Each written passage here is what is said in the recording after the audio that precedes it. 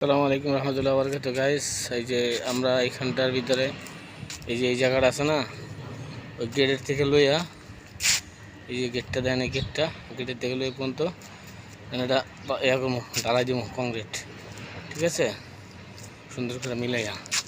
বিদেশে ভাই প্রবাসীরা এত কষ্ট করে, ঠিক আছে, প্রবাসীর কষ্ট দুঃখ কেউ বুঝে না।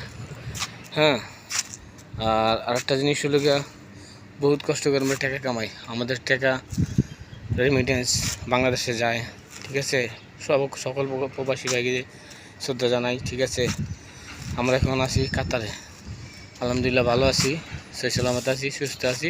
আমাদের দেশ আবার নতুন করে স্বাদ নিয়েছে, তাই এই যে আমাদের নুরু ভাই, সেও বহুত কষ্ট করে, নুরু ভাই, ঠিক আছে।